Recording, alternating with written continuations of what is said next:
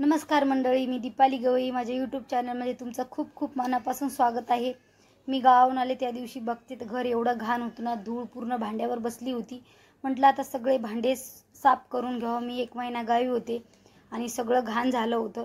कोणचं भांडं घ्यावं कोणचं ठेवावं समजत नव्हतं आणि जेवण करायला पण मन होत नव्हतं. म्हटलं आज आता करूनच घ्यायची पूर्ण साफसफाई. प्रवासाने तर खूप थकलो होतो आम्ही, पण काही पर्याय नव्हता.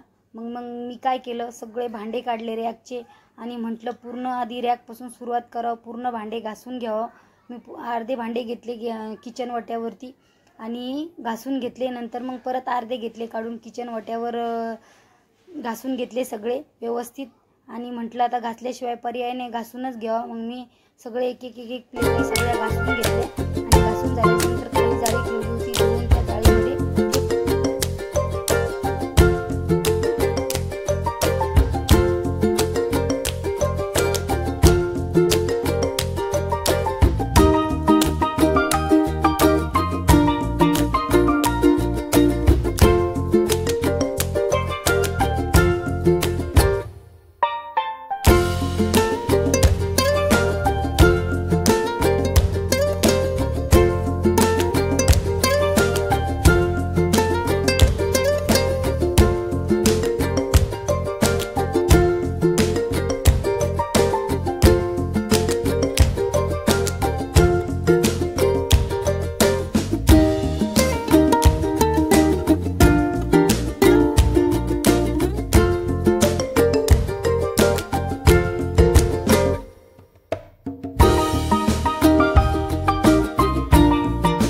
रॅकचे सगळे भांडे घासून झाले होते.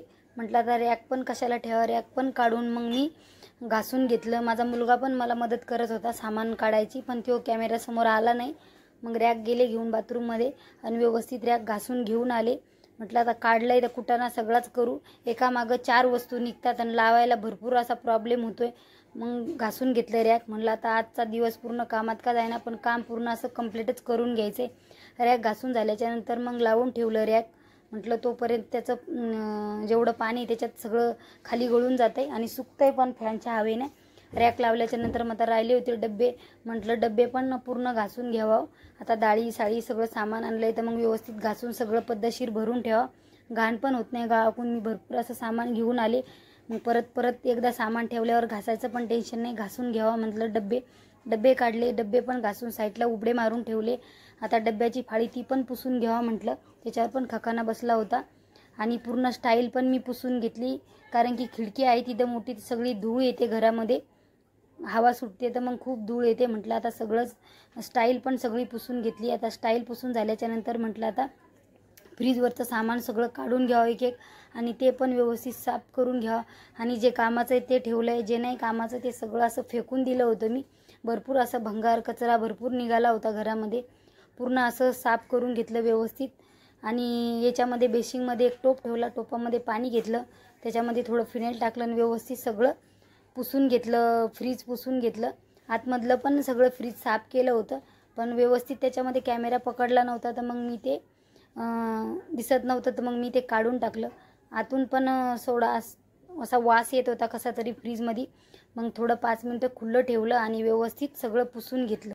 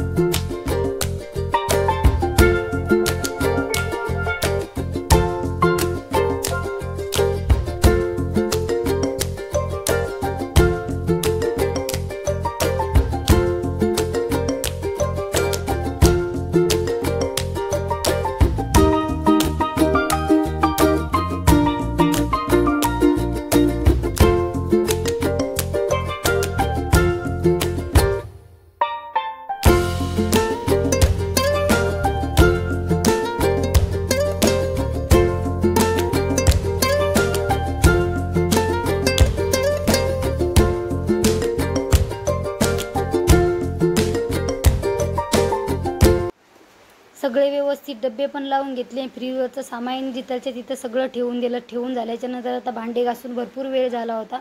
सगळं भांड्याचं पाणी नितळलं होतं. मग म्हटलं रॅक पुसून घेतला आणि रॅकमध्ये सगळे पद्धतशीर वाट्या लावून आधी मोठाले ताटं लावून घेतले आणि नंतर छोट्या छोट्या प्लेटी लावल्या.